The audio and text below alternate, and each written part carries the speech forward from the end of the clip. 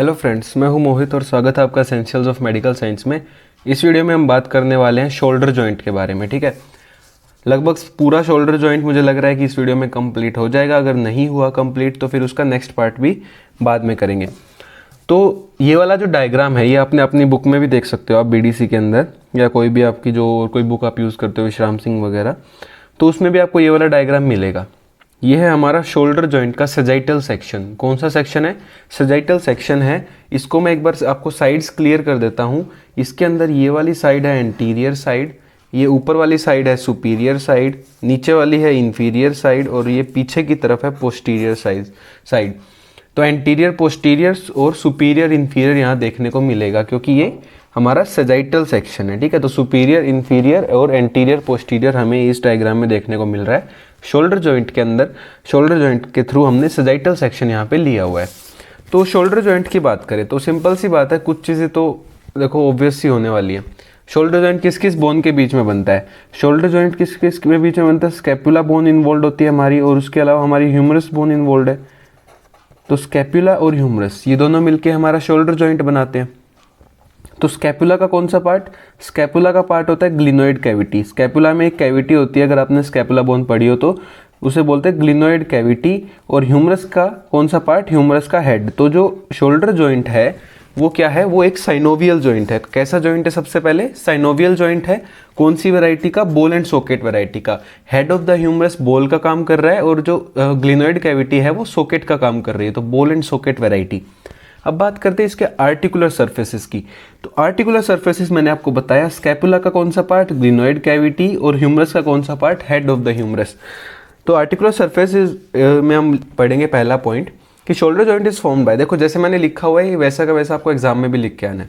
तो articular surface में हमने क्या पढ़ा? पहला point, it is formed by the articulation of glenoid cavity of scapula. Scapula का ग्लिनोइड कैविटी और हेड ऑफ द ह्यूमरस दोनों के बीच में आर्टिकुलेशन होता है, मतलब दोनों आपस में जुड़ते हैं, जिससे हमारा बनता है शोल्डर जॉइंट।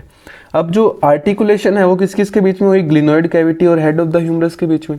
तो ग्लिनोइड कैविटी और हेड ऑफ द ह्यूमरस, इसलिए हमने इस आर्टिकुलेशन को एक नाम दिया है। ग्लिनोइड से निकाल लिया ग्लिनो, ह्यूमरस से निकाला ह्यूमरल, तो हमने इस आर्टिकुलेशन को नाम दिया है ग्लिनो ह्यूमरल आर्टिकुलेशन। ग्लिनोइड कैविटी से ग्लिनो वर्ड आया है, ह्यूमरस से ह्यूमरल वर्ड आया है। तो ग्लिनो ह्यूमरल आर्टिकुलेशन होती है हमारी शोल्डर जॉइंट के अंदर। अब अगर बात करें थर्ड पॉइंट की, जो शोल्डर जॉइंट है वो स्ट्रक्चरली थोड़ा सा वीक होता है। ऐसा मैं क्यों कह रहा हूँ? हमारा शोल्डर तो डिसलोकेट हमने ज़्यादातर सुना नहीं है कि डिसलोकेट हो गया शोल्डर। होता ऐसा है कि ये वीक होता है क्योंकि यहाँ पे जो ग्लिनोइड कैविटी है, ये अगर आप देखोगे ना स्कैपुला, तो उसमें कुछ इस तरह की ग्लिनोइड कैविटी है। जो ग्लिनोइड कैविटी है वो एक तो ये वाली मान लो ऐसी कैविटी हो जैसी कि हमारी हिप जॉइंट में देखने को मिलती है। तो इस कैविटी में हमारा इस तरह से वो बोन जा रही थी। ये हमारा हिप जॉइंट मान लो, ये हिप जॉइंट है, ठीक है, ये हमारी फीमर होगी और ये हमारा हिप बोन का एसिटाबुलम हो गया। तो एसिटाबुलम थोड़ा डीप था, लेकिन जो शोल्डर जॉइंट है उसमें जो स्कैपुला की ग्लिनोइड कैविटी है वो डीप नहीं होती। तो हेड ऑफ द ह्यूमरस जो है वो तो इतना बड़ा है, हेड ऑफ द ह्यूमरस इतना बड़ा और ये ग्लिनोइड कैविटी इतनी सी है। मतलब एक तो हो कि इतना डीप हो और एक ऐसे आपको सीधी चीज़ दे के उसमें ऐसे जोड़ने को बोल दे कोई चीज़, तो थोड़ा सा मुश्किल होगा ना। इसलिए ये वीक जॉइंट है, क्योंकि इसमें थोड़ा सा भी साइड होते ही जो हमारी ह्यूमरस है वो इधर उधर जा सकती है। तो इसी वजह से ये वीक जॉइंट होता है हमारा shoulder joint, because the glenoid cavity is too small and shallow. Shallow मतलब कि डीप नहीं है ज़्यादा, थोड़ा ही, मतलब ये कह सकते हो कि डेप्थ जो है वो कम है जो ग्लिनोइड कैविटी है उसकी। तो डेप्थ कम होने के कारण हेड ऑफ द ह्यूमरस को वो इजीली होल्ड नहीं कर पाएगी, क्योंकि ह्यूमरस का जो हेड है वो size of the glenoid cavity से 4 गुना बड़ा होता है। Head of the humerus is 4 times bigger than the size of the glenoid cavity. तो ऑब्वियस सी बात है, आराम से तो एक मतलब इजी जॉइंट तो बनने वाला है नहीं, यहाँ पे थोड़ा वीक ही बनेगा। लेकिन एक और फायदा होता है क्योंकि ये मान लो ग्लिनोइड कैविटी है वो इतनी डीप है नहीं, इतनी मान लो, और ये हमारा हेड ऑफ द ह्यूमरस है। अगर ये ग्लिनोइड कैविटी ज़्यादा डीप होती तो मूवमेंट जो है वो थोड़ी सी रेस्ट्रिक्टेड हो जाती। जैसे हिप जॉइंट में मूवमेंट्स इतनी ज़्यादा नहीं है जितनी शोल्डर जॉइंट में है। अब शोल्डर जॉइंट में यही फ़ायदा होता है इसका, क्योंकि ग्लिनोइड कैविटी ज़्यादा डीप नहीं है तो हमारी ह्यूमरस जो है वो ज़्यादा मूवमेंट कर सकती है इधर उधर। हेड ऑफ द ह्यूमरस ज़्यादा घूम सकता है क्योंकि बॉल एंड सॉकेट जॉइंट है। इस वजह से शोल्डर जॉइंट में ज़्यादा मोबिलिटी होती है, ग्रेट मोबिलिटी हमें देखने को मिलती है शोल्डर जॉइंट में, क्योंकि ये ग्लिनोइड कैविटी है वो थोड़ी छोटी होती है जिसके कारण ज़्यादा मोबिलिटी देखने को मिलेगी। अब बात करें कि जॉइंट वीक है फिर भी हमें डिसलोकेशंस के इतने केसेस नहीं मिलते, केसेस आते हैं कई लेकिन इतना नहीं आता। ऐसा क्यों होता है? क्योंकि अब भाई वीक जॉइंट है तो भगवान ने कुछ तो किया होगा ना वीक को थोड़ा स्ट्रॉन्ग करने के लिए, तो जॉइंट वीक बना दिया ताकि मूवमेंट ज़्यादा हो, ताकि मोबिलिटी ज़्यादा हो, लेकिन उस वीकनेस को भी स्ट्रॉन्ग करने के लिए हमें कुछ और स्ट्रक्चर्स प्रोवाइड किए हैं। तो stability of the joint is maintained by the following factors. Joint की स्टेबिलिटी जो है वो 3 फैक्टर्स पे भी डिपेंड करता है। ये 3 मेन फैक्टर्स हैं जिसके ऊपर हमारी जॉइंट की जो है स्टेबिलिटी डिपेंड करेगी। Number 1 is the कोरेको acromial arch. ये देखो, ये सजाइटल सेक्शन में देख रहे हैं आप, अपने स्कैपुला हाथ में उठा के रखना है ये वीडियो देखते वक्त। स्कैपुला का ये एक्रोमियन प्रोसेस होता है और एक होता है कोरेकोइड प्रोसेस। एक एक्रोमियन प्रोसेस और एक कोरेकोइड प्रोसेस। एक्रोमियन प्रोसेस और कोरेकोइड प्रोसेस को एक लिगामेंट यहाँ पे कनेक्ट करता है जिसको हम बोलते हैं कोरेको एक्रोमियल लिगामेंट। ठीक है, तो कोरेको एक्रोमियल लिगामेंट कौन सा है? ये ग्रीन वाला, ये वाला। तो कोरेकोइड प्रोसेस और एक्रोमियन प्रोसेस को कनेक्ट करता है एक लिगामेंट, कोरेको एक्रोमियल लिगामेंट। ये कोरेको एक्रोमियल लिगामेंट प्लस में एक्रोमियन प्रोसेस प्लस में कोरेकोइड प्रोसेस, इन तीनों को अगर हम मिला दे तो इसको हम बोलते हैं कोरेको एक्रोमियल आर्च।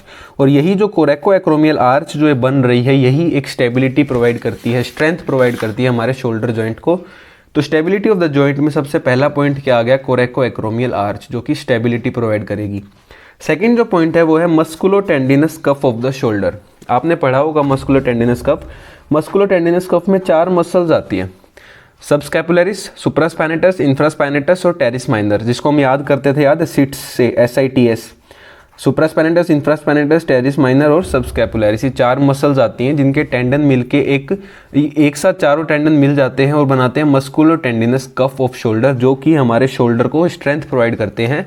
एक तरह से ही बोल सकते हो अम्ब्रेला की तरह होते हैं, ये अम्ब्रेला की तरह होते हैं, थोड़ा हमारे जो शोल्डर जॉइंट है उसको स्ट्रेंथ प्रोवाइड करेंगे। तो हमने 2 चीज़ें पढ़ी, एक कोरेको एक्रोमियल आर्च और दूसरा musculotendinous cuff of the shoulder. इसी में ही थर्ड जो चीज़ है जो स्टेबिलिटी प्रोवाइड करेगी वो है हमारी ग्लिनोइडल लैब्रम। अगर आपको याद हो हिप जॉइंट में हमने एक लिगामेंट पढ़ा था एसिटेबुलर लैब्रम। कि होता क्या है ना कि मान लो ये मेरी ग्लिनोइड कैविटी है, ठीक है, अगर मैं यहाँ पे एक और लेयर लगा दूँ, किसी चीज़ की ऐसे लेयर लगा दूँ, साइड में बाउंड्री लगा दूँ, तो ये ग्लिनोइड कैविटी थोड़ी डीप हो जाएगी। यही काम कर रहा है ग्लिनोइडल लैब्रम। ग्लिनोइडल लैब्रम जो है ये ग्लिनोइडल जो कैविटी है या ग्लिनोइडल जो फोसा है उसको डीप करता है, डीपन करता है, जिस वजह से स्टेबिलिटी बढ़ती है। क्योंकि मैंने बोला ना कि जो ग्लिनोइड कैविटी है वो थोड़ी सी शैलो है, तो उसको थोड़ा डीप करना पड़ेगा स्टेबिलिटी प्रोवाइड करने के लिए। तो वो कौन करता है? ग्लिनोइडल लैब्रम। ठीक है, उसके अलावा stability is also provided by the long head of the biceps brachii and long head of triceps brachii. तो 2 मसल्स के जो लॉन्ग हेड्स हैं वो भी स्टेबिलिटी प्रोवाइड करता है। कौन कौन सी मसल के?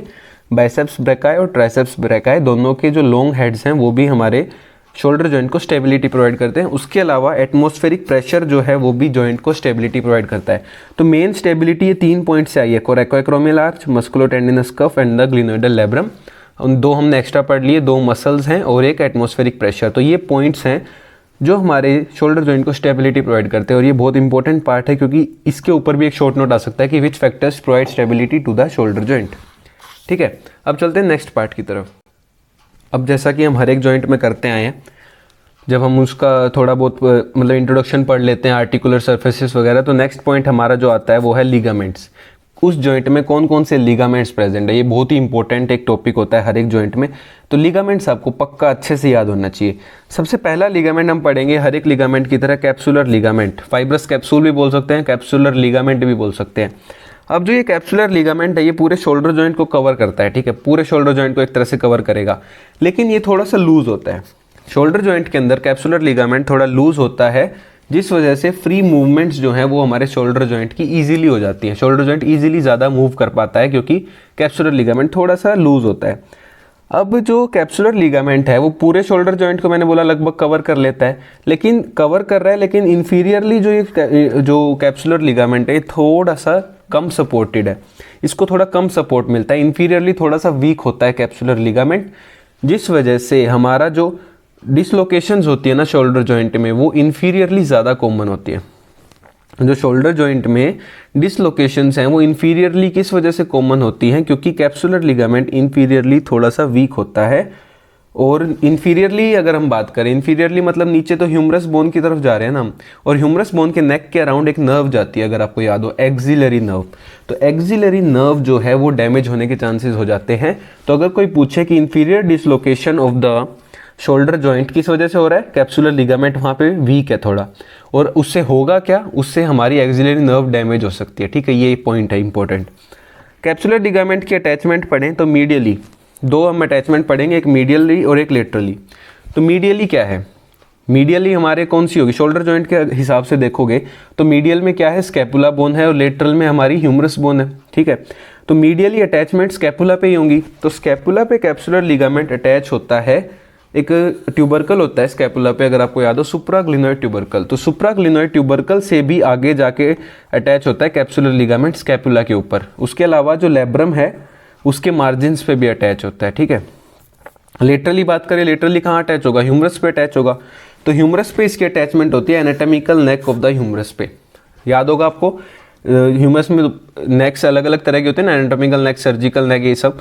तो एनाटॉमिकल नेक जो है वहाँ पे अटैच होता है कैप्सुलर लिगामेंट। लेकिन यहाँ पे भी एक एक्सेप्शन आती है कि जो ह्यूमरस के ऊपर ही बात कर रहा हूँ मैं, अब लेटरल ही बात कर रहा हूँ, लेटरल अटैचमेंट में ही थोड़ा और हमें डिस्कस करना है कि लेटरल अटैचमेंट जो ह्यूमरस पे हो रही है उसमें होता क्या है कि एनाटॉमिकल नेक पे अटैच है, लेकिन इन्फीरियरली जो अटैचमेंट है वो थोड़ी सी एक्सटेंड कर जाती है सर्जिकल नेक तक, नीचे की तरफ सर्जिकल नेक तक भी ये अटैचमेंट चली जाती है। उसके अलावा ऊपर की तरफ जो ये अटैचमेंट है कैप्सुलर लिगामेंट की ह्यूमरस पे, वो डेफिशिएंट होती है। क्यों डेफिशिएंट है, क्योंकि ऊपर से हमें एक टेंडन लेके आना है, किसका, बाइसेप्स ब्रेकाई के लॉन्ग हेड का।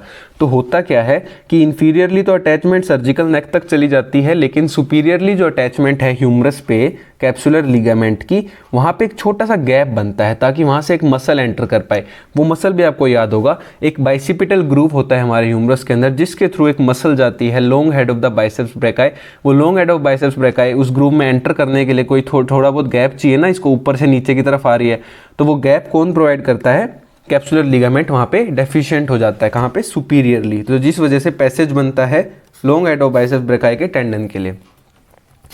इसी में ही एंटीरियरली भी एक चीज़ आती है कि जो एंटीरियरली कैप्सुलर लिगामेंट है वो, उसको थोड़े बहुत सप्लीमेंट्री बैंड्स मिल जाते हैं। मतलब कैप्सुलर जो लिगामेंट है उसके और आगे की तरफ क्या होते हैं, कुछ बैंड्स आ जाते हैं। वो बैंड्स क्या हैं, वो बैंड्स कुछ नहीं है बल्कि लिगामेंट है। कौन सा लिगामेंट, ग्लिनोह्यूमरल लिगामेंट। अब ग्लिनोह्यूमरल का क्या मतलब हुआ, ग्लिनोइड कैविटी को ह्यूमरस से अटैच करने वाला लिगामेंट, ग्लिनोइड कैविटी को ह्यूमरस से अटैच कर रहा है। ग्लिनोइड कैविटी ऑफ स्कैपुला को ह्यूमरस से अटैच करने वाले लिगामेंट है ग्लिनोह्यूमरल लिगामेंट, जिसको हम सप्लीमेंट्री बैंड्स यहाँ पे बोल रहे हैं। तो एंटीरियरली जो हमारा कैप्सूल था ह्यूमरस पे, देखो एक और बात फिर से क्लियर कर दूं, हमारा स्कैपुला वाली अटैचमेंट हमने खत्म कर ली थी। अब हम लेटरल मतलब कि ह्यूमरस पे अटैचमेंट देख रहे हैं, और ह्यूमरस पे अटैचमेंट में ही मैंने बताया कि सर्जिकल नेक तक जा सकती है, सुपीरियरली डेफिशिएंट होता है, और एंटीरियरली जो है कैप्सूल को कुछ सप्लीमेंट्री बैंड्स मिल जाते हैं जिनको हम बोलते हैं सुपीरियर, मिडल और इन्फीरियर ग्लिनोह्यूमरल लिगामेंट्स। तो तीन अलग अलग बैंड्स मिलते हैं, कौन कौन से, सुपीरियर, मिडल और इन्फीरियर ग्लिनोह्यूमरल लिगामेंट, जो हमारे कैप्सूल को सपोर्ट प्रोवाइड करते हैं एंटीरियरली। अब जो सुपीरियर और मिडल वाला जो था ग्लिनोह्यूमरल लिगामेंट, उसके बीच में एक पॉइंट होता है वीकनेस का, मतलब वहाँ से कोई चीज़ बाहर आ सकती है। तो area between the superior and middle glenohumeral ligament is a point of weakness, और इसको हम बोलते हैं फोरामेन ऑफ विटब्रेक्ट। जो वीकनेस का एरिया उसको क्या बोलते हैं, फोरामेन ऑफ विटब्रेक्ट। तो फोरामेन ऑफ विटब्रेक्ट जो है वो एक एरिया होता है सुपीरियर और मिडल ग्लिनोह्यूमरल लिगामेंट के बीच में, और ये पॉइंट ऑफ वीकनेस है। और इस पॉइंट के थ्रू हमारा जो ह्यूमरस का हेड है वो एंटीरियरली डिसलोकेट कर सकता है, क्योंकि ये बैंड्स कहाँ प्रेजेंट थे, एंटीरियरली प्रेजेंट थे ना। तो एंटीरियरली ही मैंने बताया कि सुपीरियर और मिडल ग्लिनोह्यूमरल लिगामेंट के बीच में एक छोटा सा गैप होता है, पॉइंट ऑफ वीकनेस होता है, जिसको हम बोलते हैं फोरामेन ऑफ विटब्रेक्ट, जहाँ से हमारा ह्यूमरस का हेड है वो एंटीरियरली डिसलोकेट कर सकता है। तो ये हमारा हो गया पहला लिगामेंट खत्म। अब बात करते हैं सेकेंड लिगामेंट की। तो पहला लिगामेंट था कैप्सुलर लिगामेंट। अब सेकेंड जो बाकी लिगामेंट्स हैं वो छोटे छोटे हैं। तो मैं एक बार कैप्सुलर लिगामेंट आपको रिवाइज करा देता हूँ। मैंने बोला कैप्सुलर लिगामेंट पूरे शोल्डर जॉइंट को लगभग कवर करता है। इन्फीरियरली थोड़ा सा वीक हो जाता है ये, और डिसलोकेशन हो सकती है वहाँ पे शोल्डर जॉइंट की, और जो डैमेज कर सकती है एक्सिलरी नर्व को। मीडियली अटैच होता है कहाँ पे, स्कैपुला पे। स्कैपुला में कहाँ पे, लैब्रम वाले पार्ट पे, और जो ग्लिनोइडल सुप्राग्लिनोइड ट्यूबरकल था वहाँ तक जाता है। लेटरली मैंने बोला ह्यूमरस पे अटैच होगा, ह्यूमरस की एनाटॉमिकल नेक पे अटैच होता है, लेकिन इंफीरियरली सर्जिकल नेक तक भी चला जाता है। सुपीरियरली थोड़ा सा डेफिशिएंट होता है, जहाँ से long head of biceps brachii का टेंडन आता है, और एंटीरियरली इसको सपोर्ट करते हैं कुछ सप्लीमेंटल बैंड्स, जिनको हम बोलते हैं सुपीरियर, मिडल और इन्फीरियर ग्लिनोह्यूमरल लिगामेंट। जो सुपीरियर और मिडल ग्लिनोह्यूमरल लिगामेंट है, उनके बीच में एक पॉइंट ऑफ वीकनेस होता है, जहाँ पे हमारी ह्यूमरस का हेड एंटीरियरली भी डिसलोकेट कर सकता है। तो दो डिसलोकेशन बताई मैंने, anterior dislocation and the inferior dislocation, ठीक है। तो दो तरह की डिसलोकेशन भी यहाँ पे कवर होगी। अब सेकंड लिगामेंट की तरफ चलें तो सेकंड लिगामेंट है कोरेकोह्यूमरल लिगामेंट। तो नाम में ही सब छिपा हुआ है, कोरेकोह्यूमरल, ठीक है। अब तक कोरेको एक्रोमियल लिगामेंट था, वो एक कोरेकोइड प्रोसेस से एक्रोमियन प्रोसेस ऑफ स्कैपुला तक। Coracohumeral ligament coracoid process of scapula से ह्यूमरस बोन तक जाता है, तो उसको कनेक्ट करता है। तो ये एक्सटेंड करता है root of the coracoid process से लेकर के नेक ऑफ द ह्यूमरस तक, ठीक है। और ये भी स्ट्रेंथ प्रोवाइड करता है किसको, कैप्सूल को, कैप्सुलर लिगामेंट को स्ट्रेंथ प्रोवाइड करता है ये भी। थर्ड है हमारा ट्रांसवर्स ह्यूमरल लिगामेंट। तो ये तो आपने पढ़ा होगा ट्रांसवर्स ह्यूमरल लिगामेंट। ये देखो, जो बाइसिपिटल ग्रूव बनता है उसके दोनों तरफ ट्यूबरकल होते हैं ना, उन दोनों को ऐसे अटैच करता है ये, एक इस तरफ ट्यूबरकल है, एक इस तरफ ट्यूबरकल है, दोनों को इस तरह से जोड़ने का काम करता है, जिस वजह से बाइसिपिटल ग्रूव को एक छत मिल जाती है। तो बाइसिपिटल ग्रूव की एक तरह से ब्रिजिंग का काम करता है, ब्रिज बनाता है बाइसिपिटल ग्रूव के ऊपर कौन, ट्रांसवर्स ह्यूमरल लिगामेंट। देखो ट्रांसवर्स ह्यूमरल, ट्रांसवर्सली जा रहा है ना, तो ट्रांसवर्स ह्यूमरल लिगामेंट। और यहाँ से क्या पास करता है, ये तो मैंने बता ही दिया, long head of the biceps brachii का टेंडन इसी जो बाइसिपिटल ग्रूव है उससे पास करता है ना, तो वो डीप टू द लिगामेंट जाता है, ट्रांसवर्स ह्यूमरल लिगामेंट के डीप होके जाता है बाइसिपिटल ग्रूव से। लास्ट जो लिगामेंट है वो है हमारा ग्लिनोइडल लैब्रम। अब ग्लिनोइडल लैब्रम की बात करते हैं। ग्लिनोइडल लैब्रम वही है जो हमने स्टेबिलिटी में पढ़ा था। मैंने बोला था ना शुरू में, स्टेबिलिटी कौन प्रोवाइड करता है जॉइंट को, उसमें एक पॉइंट था ग्लिनोइडल लैब्रम। तो ग्लिनोइडल लैब्रम ग्लिनोइड कैविटी के मार्जिन्स जो हैं उसको डीप करता है, डेप्थ ऑफ द कैविटी को बढ़ाता है। अब जो बाकी का पार्ट है वो नेक्स्ट वीडियो में कवर करेंगे। अगर आपको वीडियो अच्छी लगे तो लाइक करना, शेयर करना, चैनल को सब्सक्राइब कर देना और बेल आइकन को दबा लेना। Thank you.